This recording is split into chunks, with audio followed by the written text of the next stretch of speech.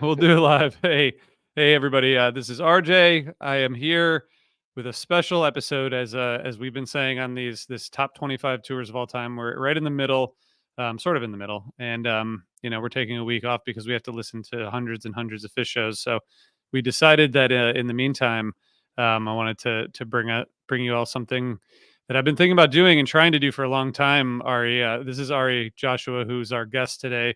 We've been talking about doing this for several months.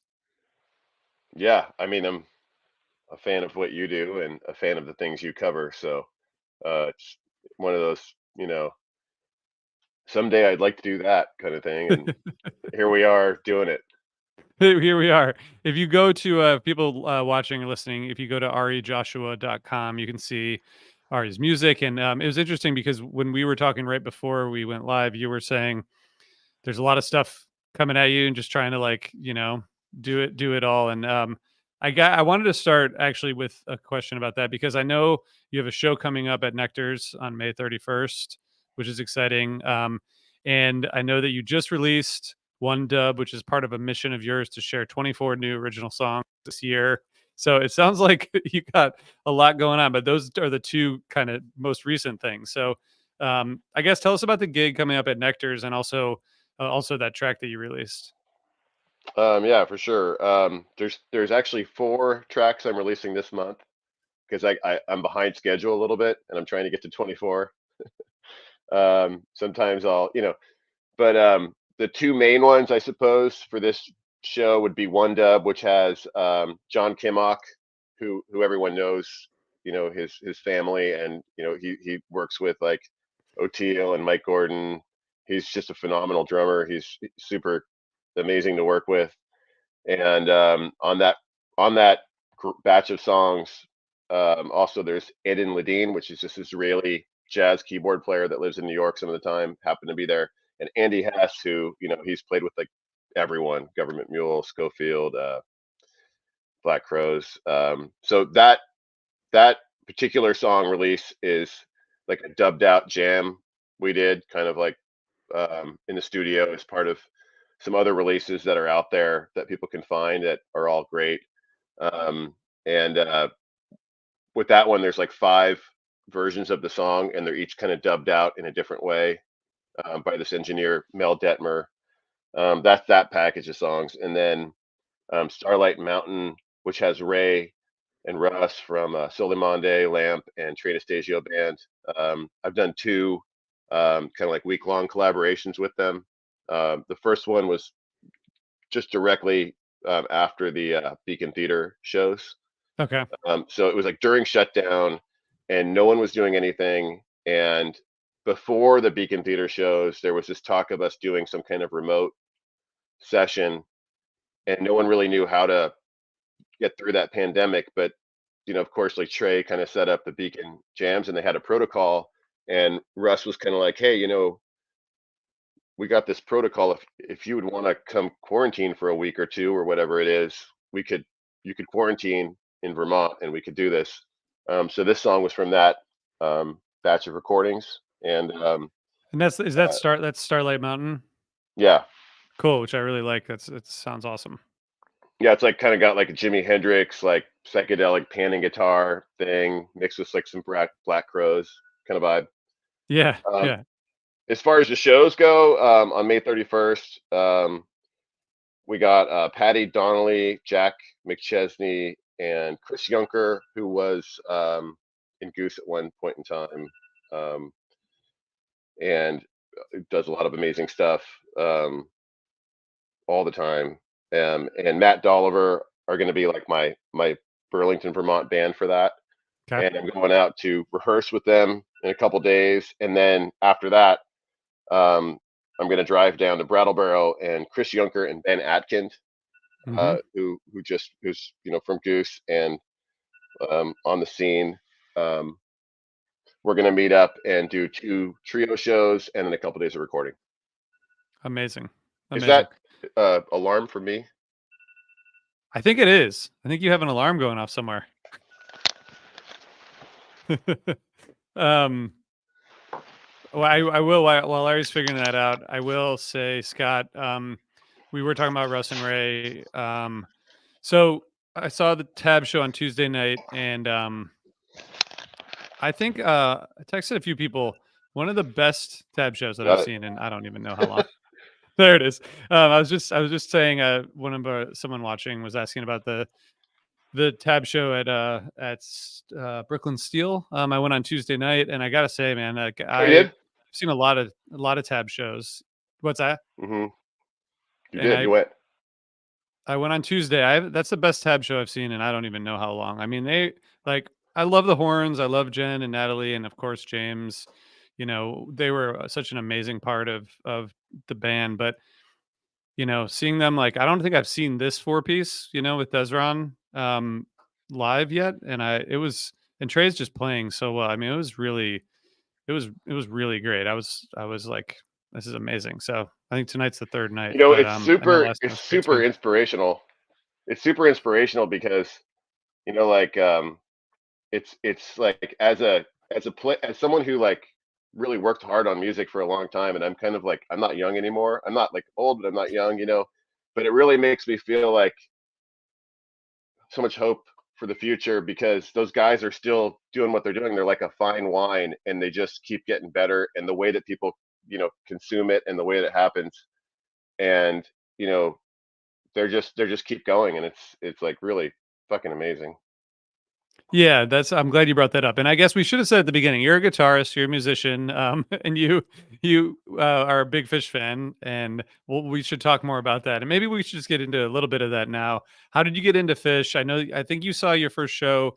It was on a tour that we just covered, spring of '93 in the Seattle area. Is that right? Yeah, so like I had the benefit of having a bunch of friends who had older brothers, you know, and Yeah. being in Seattle in that time period was something just uh, very spectacular because these older brothers would take us to like Nirvana or like Pearl Jam or Soundgarden, you know what I mean? And Hmm. we were like at that age where it was like just cracking on TV, and you didn't. I mean, the new generation won't understand this, but like to see something on TV that was from your city, you know what I mean, and to watch something like that happen, Right. Right. um, and it's never really happened that I can think of in the last 30 years quite the same as what happened in that time period. But basically, like, my friends' older brothers would be like back from college, and they'd be like, "There's this band on the East Coast you got to check out. They're coming to Seattle," and they dragged us to this show, and a couple of them, like I think the Paramount, the Moore Theater, but this show was like something that was all ages, and um, it totally changed my perspective on what I could do with music. I'd been like sitting in my room, doing the Hendrix thing and the Stevie Ray Vaughan thing, and then like learning all this grunge music, and then this timeline happened where very fast, where it went from grunge to like I'm in jazz band in high school, so I'm like hanging out with these horn players, and then Grateful Dead comes along, and I saw them roll through town and went to those shows, and then Fish, and I'm like, the Dead Fish thing was like right in the middle of grunge and jazz. So it was like something that was a little easier to kind of like um, study, in a way, and Yeah. just kind of copy. But that show was, and those early shows were um, big deal to go see. And I started, you know, learning the music off the cassette tapes and the the CDs. This is before you could download tabs. So I started Yeah. learning a lot by ear. Crazy. So, and I think one of the shows that you mentioned in our emails back and forth was the Hub Ballroom, which is on the University of Washington campus, right? That was for April 5th, '93, which seems like it's just like kind of a student union sort of space. Was Yeah, that it's the like a first one you lunchroom. saw? Yeah, That's crazy. So what do you remember about the show and like musically? I mean, obviously you were that already that playing at that point. I mean, it was more like, we were so young, super young, Yeah. and so I could see like Nirvana and Pearl Jam and kind of compartmentalize what I was seeing because I already had the records, and Yeah. I knew what it was going to be, and it was like this energy. but then kind of having these guys come through, like all that I kind of really remember is like just like what the fuck? They played this kind of music, they played that kind of music, they're jumping on trampolines, like this is fucked up. Like this is you know what I mean? Like this is just totally out of left field from every other, there was the Spin Doctors and there was, the grunge guys and there was the Grateful Dead, but then this was like this whole other thing. It's just like bam, hit you, Yeah. I you mean, know. you look at that show that's the 4593 show, you get like Axela, like heavy metal set 2 opener, you get You Enjoy Myself, Tweezer, Caravan, Paul and Silas, Stash, Mockingbird. Like you get basically get like a little bit of everything. And that's if that's your first exposure, that's like pretty wild. I was pretty yeah, and if you think about it, that time period, like I'm in my freshman year, I think, of high school. So it's like on the other hand is like Duke Ellington and Hmm. Count Basie and like Miles Davis and trying to figure out how that stuff works. And then like seeing this music. And in my mind, I was young enough, I think, looking back at it in a way, I was young enough that I was able to go like, oh, okay, I could do that. It wasn't like this, like I'll never be able to do that. It was like, oh, like, that it's probably not as hard as John Coltrane, or whatever, but it was still like this in between thing. But it was really, really cool. And just to give you a little story that I don't think I've shared on any kind of public forum, but maybe I have on a chat. But I used to be like one of those kids that would join the fan club Hmm. Hmm. of every band I liked, and I had like, I mean, it started off with like Dead Milkmen before, you know what I mean, and then like, Yeah. whatever, the Pearl Jam 10 Club, or where you get a free vinyl every Christmas, Yeah. and so the Fish Club, I was a fan of that, and then I think it was the next year, like probably the next year, so like maybe in '94, but it was in that time period that my band covered "You Enjoy Myself." Like we were sitting there, we figured it out, me and my friends, and we did all these rehearsals, and we played this like Halloween concert or whatever, which is really memorable. And we recorded it, and I sent the cassette tape with a bunch of artwork on it. Uh-huh. Like Uh-huh. open this Uh-huh. package, a bunch of artwork to Fish, and was like, I think I might have sent it to Trey. And the coolest thing was he sent a postcard back, and he said, "Do you enjoy myself rocks?" And Oh, nice. it was like it's just a connection that I, just talking about how I'm connected to the band since that's what you guys do. Yeah. Um, that was a special moment, and um, I've never really had a chance to sit down and talk with Trey about anything like that, and I don't know if I ever will. But I would like to know if he remembers that, and or ask him. And I think I had just seen the Grateful Dead tour before that recording, and I heard Jerry use the whammy pedal. Like Yeah. I don't know what year it is, but you can figure out the timeline because he does a Help on the Way in Seattle, and he does like a, you know what I mean? Okay. And Yeah. Yeah. I don't think that I don't know if they had used it yet, but I had been using it all over that tape, and I sent it in, and I kind of have this fantasy that maybe he heard it and thought, oh, that's a cool idea, but who knows? Nice. That's awesome. And I know you mentioned also a story about the the sheet music for All Things Reconsidered. Let's say that was Yeah. that a little later. Uh, What was that? yeah. I wonder if I was just sorting through a bunch of stuff. The funny thing is, it's like, it'd be written out on like in a book like this.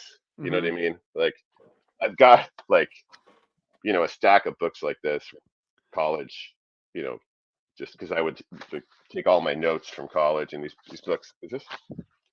No, this is no. Anyway, um, so yeah, like I must have been like '99 or 2000 or 2001, 2002.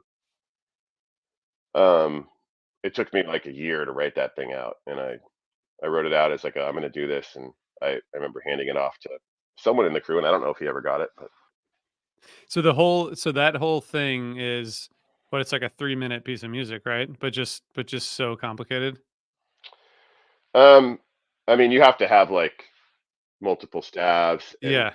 figure out the notes and like listen really hard and Yeah. rewind, and then what's the piano doing in these two notes, and it's like slow it down. And then we used to have this way of slowing stuff down.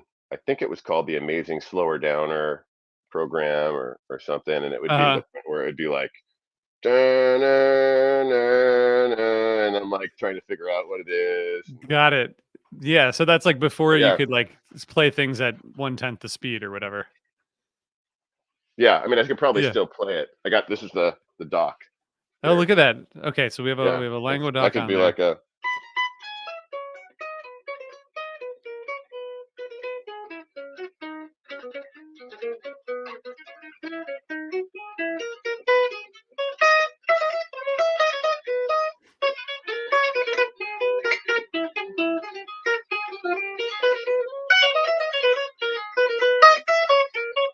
And I won't go on, but Yeah, that's like, man, this shit's so complicated. So so well, how did you when you were like, I know you kept playing obviously, and you went to college and kind of like started playing with more musicians. What were you taking from Fish just in terms of, I don't know, inspiration and like guidance for yourself as you started to mature as a musician? that's a good question. I think there's a lot of acts out there that kind of do their act, and that's what they do. Um, but I heard Garcia say this actually, and he said, "We're not we're not the best at what we do. We're the only people that do what we do." You know what I mean? So if Yeah. you're the only, so I think what I took from them is the importance of your personality and your character, and then also the magic that can happen when you get four people to blend that DNA together and compromise and keep that going for a long period of time is really special and rare and not really comparable like in areas where you know you could say like Chick Corea or Herbie Hancock, fucking amazing, best on the planet players, and they can get together with their no rehearsal all-star four-piece, play the best music in the world, but it's still not going to do the same thing interactively as kind of what Fish was able to do on a consistent basis in a way, and the way that Yeah. also they were able to reach such a huge amount of people. I feel like that is like I'm a big jazz person, and I do feel like that level of improv is really only otherwise besides the Dead and Fish really, and in those years, and now there's a lot more people playing improvisational music, which is great, and I feel like genres have like kind of started to blend, right? Like you got, I know Joe and Marco, like they kind of brought like some of that stuff forward with like jazz and jam band stuff, and but I think like in the 60s, 70s, 80s, 90s, like you have like the Dead and then Fish and then jazz were like the two parallels of like real improv in the US at least. And I feel like those, you can see those commonalities like you were just saying, listening, compromise, kind of like paying attention to what everyone else is doing, and like like the Miles Davis quotes about the notes you don't play, and like respecting other people's space and having patience, and I feel like they're very similar in a lot of ways. Yeah, I mean, I think there's an element to the fact that like a great jazz musician will divulge the importance of listening and being able to create something new every time you play. And there's a element of like human expression, and there's I think it's not a big mystery that the average kind of person walking around doesn't have access to a lot of the personal expression that a lot of really great artists do. And so take that to the next step. And the point of having that personal expression and experience of being alive and expressing that in a profound way, you need to be able to say what you want to say, and then it needs to be heard. And if you can't say what you want to say and be heard by the people that you're playing with on a certain level, then how can you really expect to communicate that to an audience? You know? And so starting with communicating with the people that you're playing with, which is something that you'd be surprised a lot of even really great musicians still struggle with. But this is a band that has really worked on this stuff. And then being able to take that, have it echo around as the people that are doing it together, and then Yeah. have that go out to the room, and then that can come back. There's space for that frequency exchange, which You isn't know, just about notes. Right. It's interesting. So I told this to Megan and Brian, my co-hosts who aren't here today, but um I had like a experience on Tuesday night watching Tab that I was I've just been like working through a bunch of professional and personal stuff over the past several months, and I realized I hadn't seen Fish since last August or Trey. So like, I think there's some time that's passed, and I've just been like trying to figure some shit out, and um realize like 2 minutes into this show on Tuesday, like just I don't know if it's like that because when I was 16 and I used to do that at shows, I used to think about stuff like really deeply, during improv or whatever. It just kind of like triggered this part of my brain that like other music that I see live doesn't do. And I was like really spent, 10 minutes or 15 minutes like just thinking about stuff, but not like I was like freaked out or anything, just like sort of processing. And another friend, Megan, was saying like friends of hers have said like part of that might be that we all have seen them be vulnerable with the audience, and then we're able to like access different parts of our brains that might allow us to be more vulnerable because we've seen them do it with us and with each other. And I don't usually believe in stuff like that, but like Yeah, but it like it's kind of what you're saying, like you kind of you open yourself up to the audience, and then that is reciprocated in some way. yeah, 100%. I mean, there's a whole thing that goes on that we don't know what's going on. There's no doubt about that. But I think it's proven by science and religion and art that there are um, things you can access in terms of healing or just processing information in ways that are more efficient potentially than Mhm. the way that the average person might go about using their capacities. You know what I mean? And I'm not trying to see that in a one way or another. I'm just Yeah. saying, when you clock 50,000 hours of practicing music, there's got to be no doubt that you've unlocked a certain way of using time and space Yeah.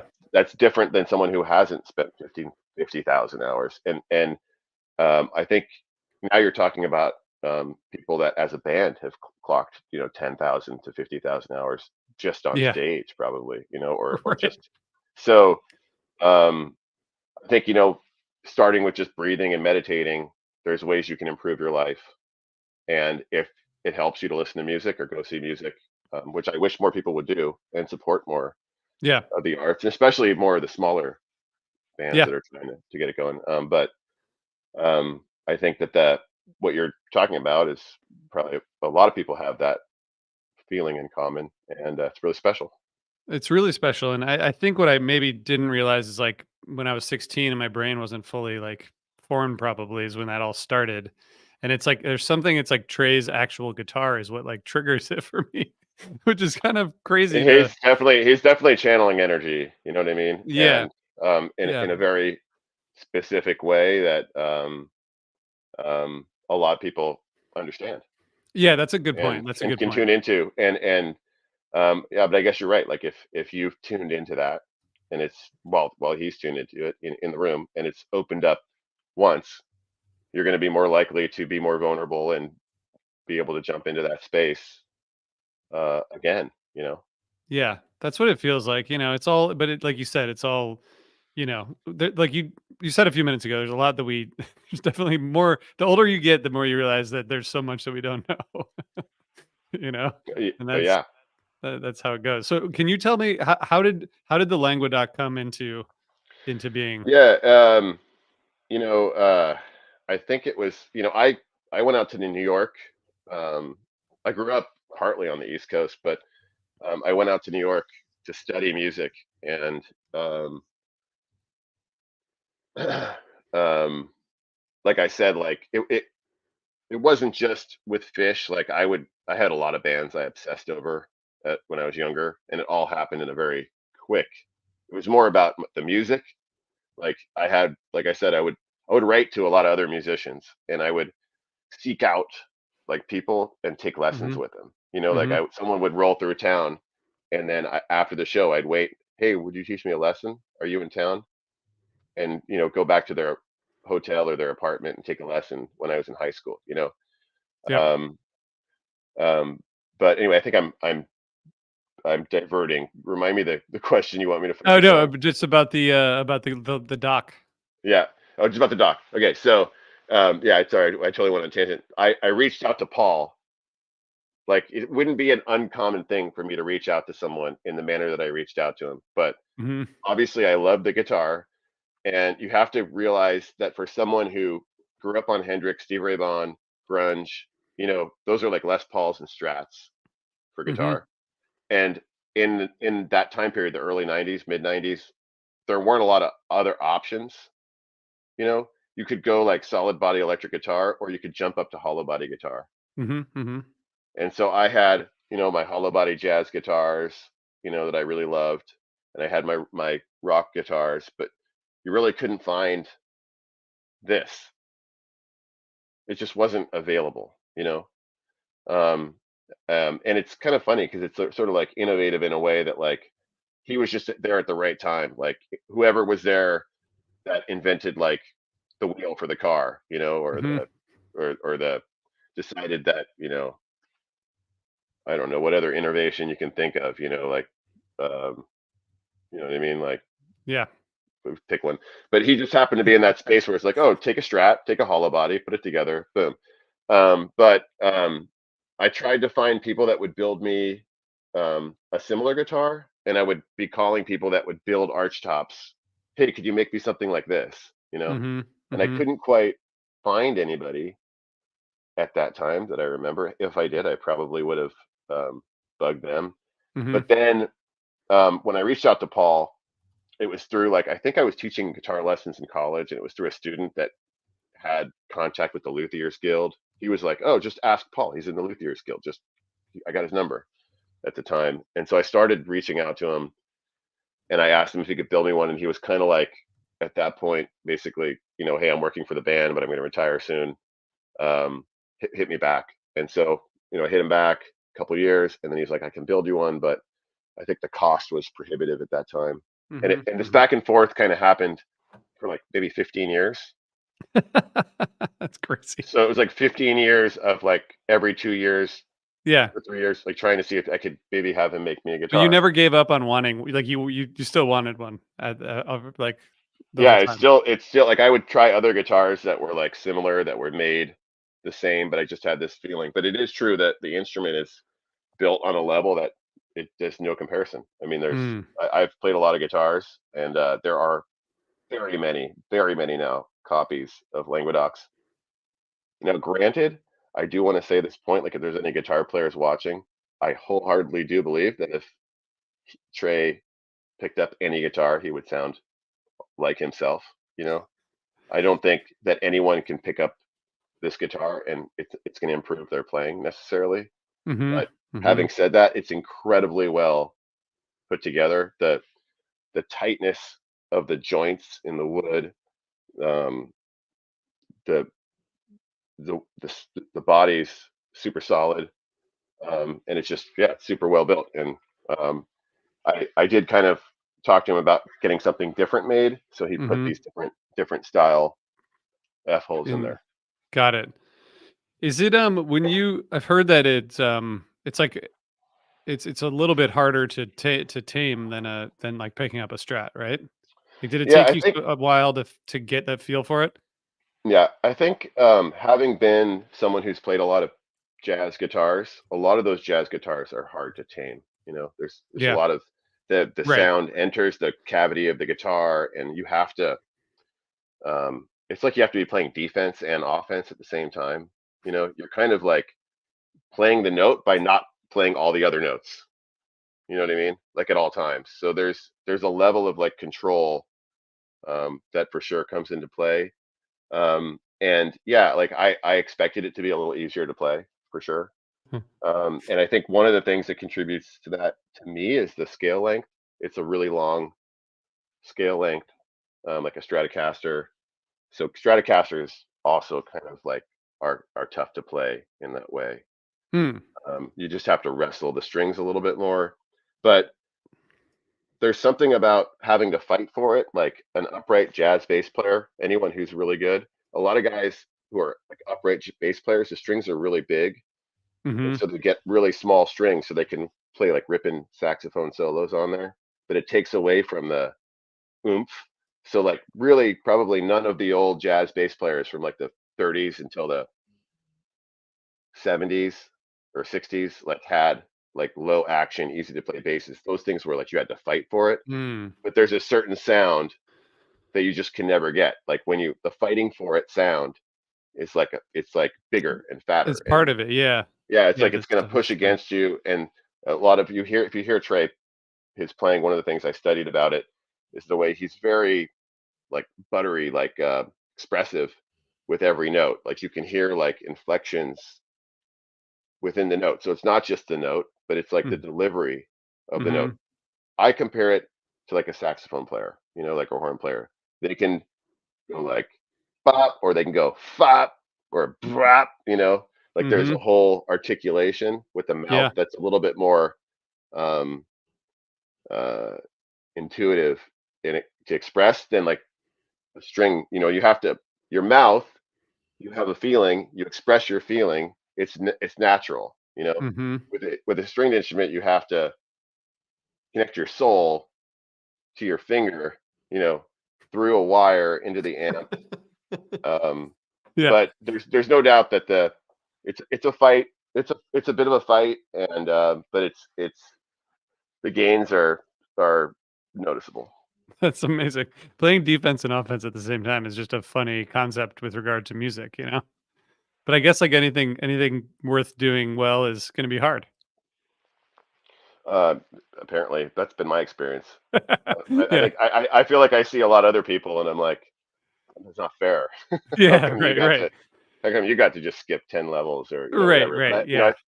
that's just what you see from the outside. But it's Yeah, no, you know definitely, and in it's in tough. life It's in tough. general. It's a it's a tough journey on this one.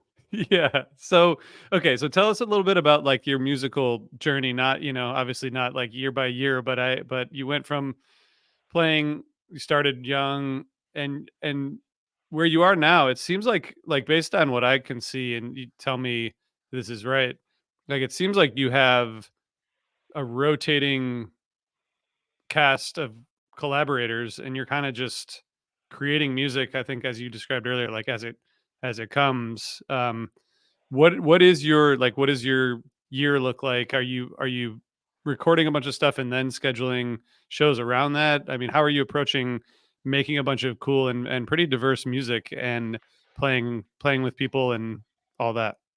Yeah, that's going to be a dynamic one. Yeah, I'm very fortunate. I've worked really hard, and I've put a lot of you know time and dedication into the music, and I've made a lot of connections along the way, and a lot of them are connections where like the guitar, like it was a 15-year thing, and Yeah. so for Yeah. example, like I've got a whole batch of music with John Badesky and Billy Martin and my friend Jason Fredicelli, he's Cyril Baptista's bass player, Yeah. and he's Yeah, he also plays with Magner here in Philly. plays with Magner, and him and I were the same grade in college, so we did Oh, four wow. years in college with a bunch of other amazing musicians. And but like I remember being very young, like 20, and I would go to see Badesky at like um, Knitting Factory, and I would ask him afterwards if I could play a gig with him, or could you come? Could we do a recording? And I was 20 years old. This is a long time ago, and so he remembered that, and he's like, oh, what, I'll see him. I'll be like, what are you working on? It's like, oh, I Yeah. just did this. I just did this. Okay, I'll check it out. So you know, I've got a bunch of stuff with John and Billy, Delvon and Skerrick. I have a bunch of stuff with Delvon Lamar and Skerrick in rotation, and Ray and Russ, and the Kimmock session, and hopefully I can continue to make these recordings. As far as being planned out, I'm not very planned out. I've never really been good at that. Um, I take the best I can at what's the next step I can do, and then I reach out for as much help as I can get.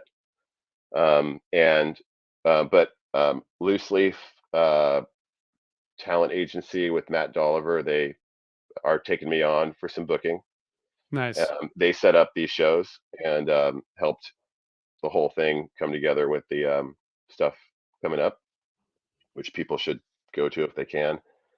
And I hope that we'll have more shows. I think um, the prohibitive factor is that people don't understand is that it's um, very hard to make this all work unless you have some kind of funding.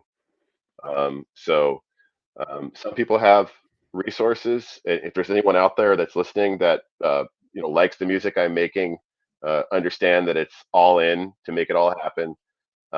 And we could use any kind of help in any direction, even just hiring people to help with certain things.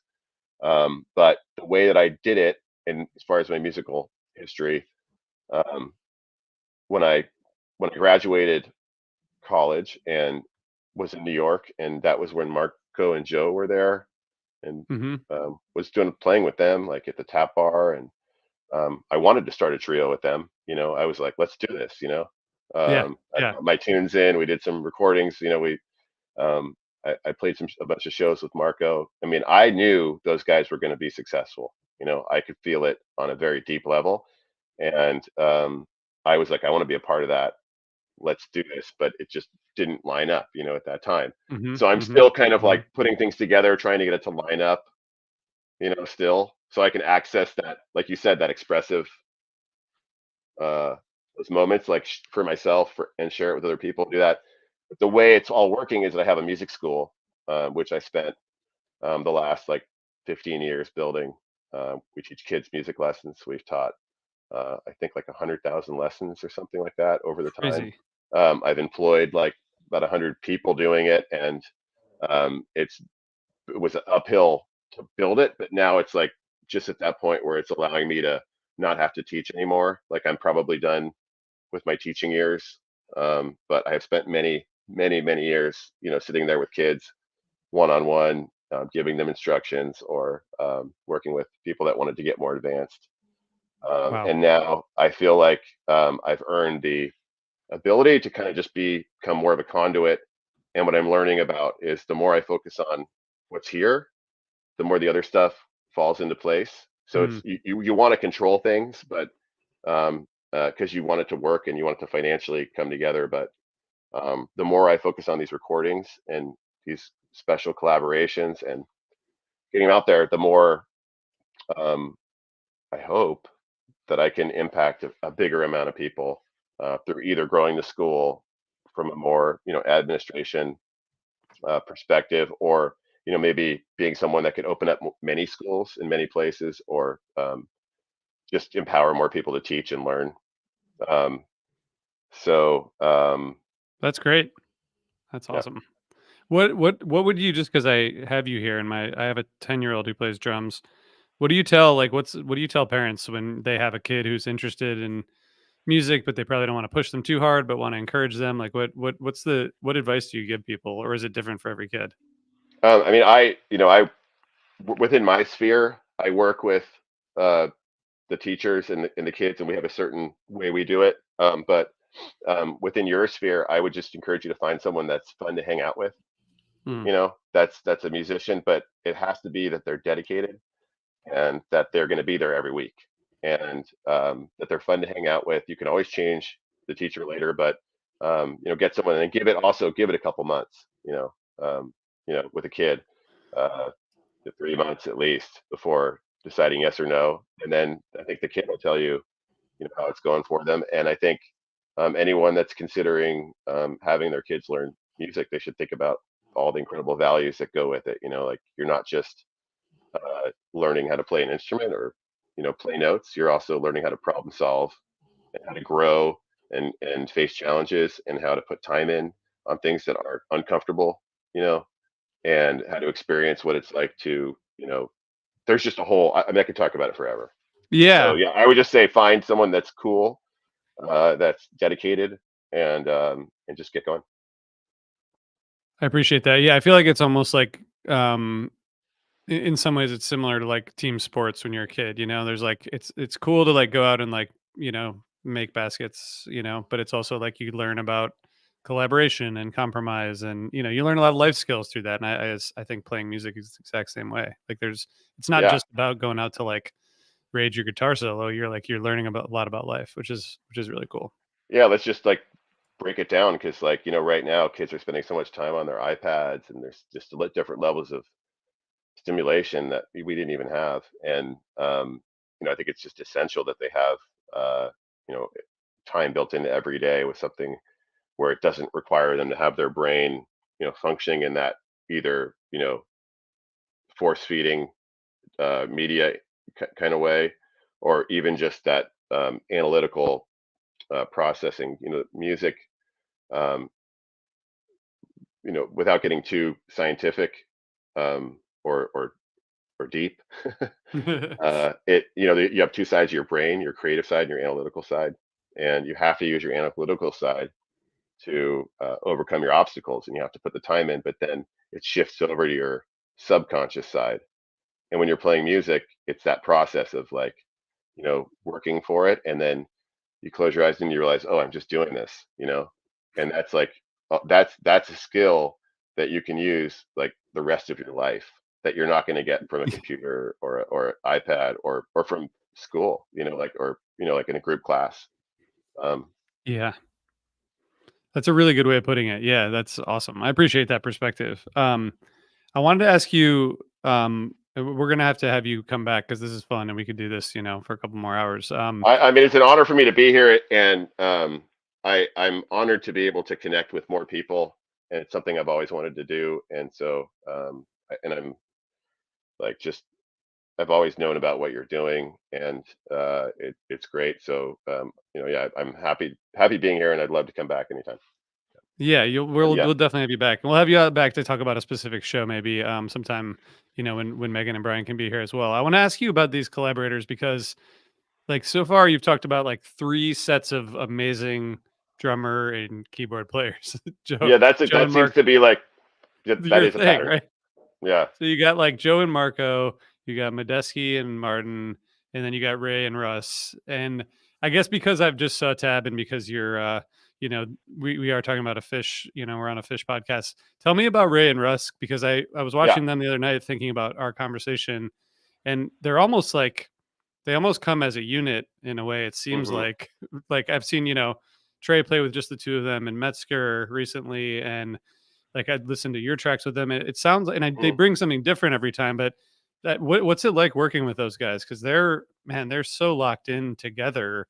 And Yeah. how do you find your way with in a trio sense with those guys? I particularly really enjoyed the time I spent working with them, just like immensely. And the reason why, to me, if I could say one thing, is that it felt like, I mean, these guys are a bit older than me, but it felt like I was in a garage with my friends Hmm. working on stuff. And there wasn't any like pretentious, or I don't know what the word is, um, like, we can't try that, we can't try that, or like everything was just like, all right, well, let's just do it. And they were like, um, their readiness to go to work is just like top notch. I could see why anyone would have them in a band for decades, and not even think about making any changes, because it was really fun to just get to work. Like, it was like, no matter how challenging something was, or if it was the right thing or not the right thing, there was just this readiness to just be present. Yeah. And I'll give a shout out to Tank Recording, uh, which fish heads would love to know about. And you could, if you're a musician, it's a good place to spend some money at. It's in Burlington. It's run by Ben Collette. He's the head of Fish Audio. I think he's one of the few people that's actually on Fish official payroll. Like, I don't know how many people are, but I heard it's not a lot. Yeah. Um, and he's been involved with like the last, I don't know, 4, 5, 6, 7, 8 albums. He's been in some way in the studio.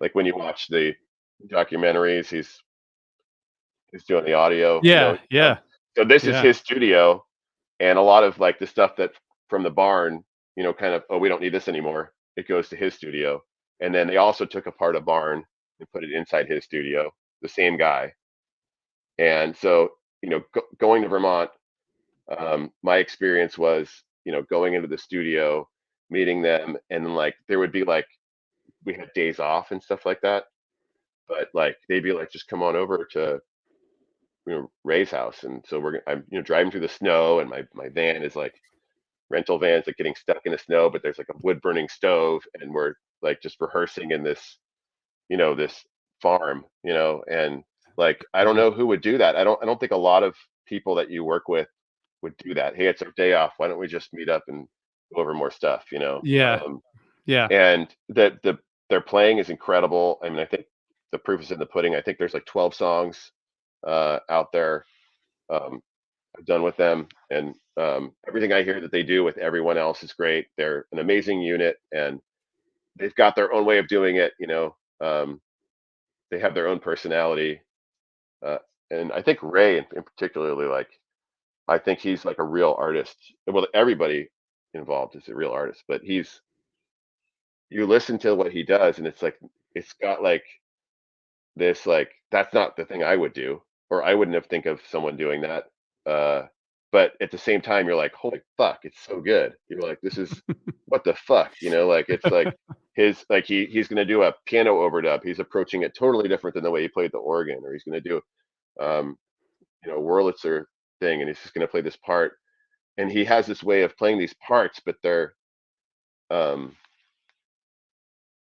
I guess I'll say like supernatural, like not natural, not Yeah, natural, like yeah, supernatural, like yeah. and to me that's the mark, like a lot of people would say with players sometimes like that they don't like maybe you're not going to fit into like the cover band gigs, or maybe you're not going to get this or that opportunity, but um someone like Thelonious Monk is a good bench like comparison. Like it almost sounds like Thelonious Monk at the time period that was playing like the wrong thing. But if you Mm. kind of like get into it, he's like playing the wrong thing on purpose. He'll be like, if it's like ba da ba da ba, he'll be like ba da ba da.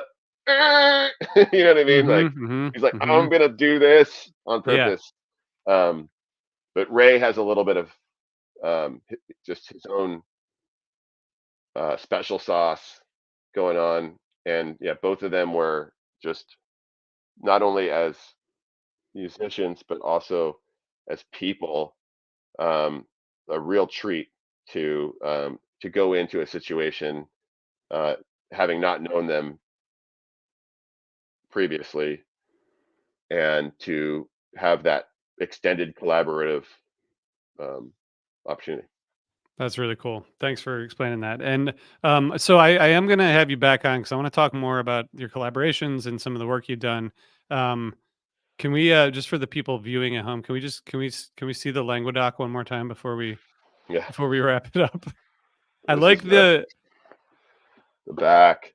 I got it. I play it like I don't just baby it. yeah So it's got yeah. some things, um, It's and cool that it's slightly different looking on the front, like you said. yeah, this is There you go. the It's awesome, man. signature, and yeah, That's really cool. A 20-year journey.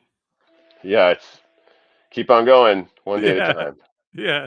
That's amazing. All right. All right. Thank you. And just for people listening, go to arijoshua.com to check out music.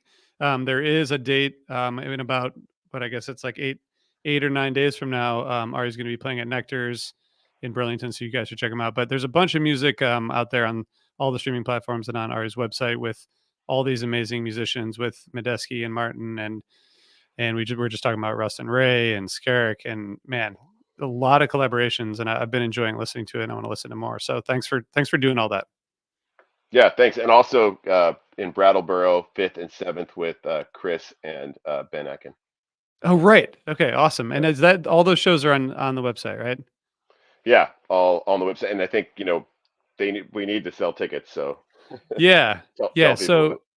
Right. So the sixth is Park City in Bridgeport, and Fifth then fifth is fifth, fifth is Park City. no, actually fifth is Stone Church Okay.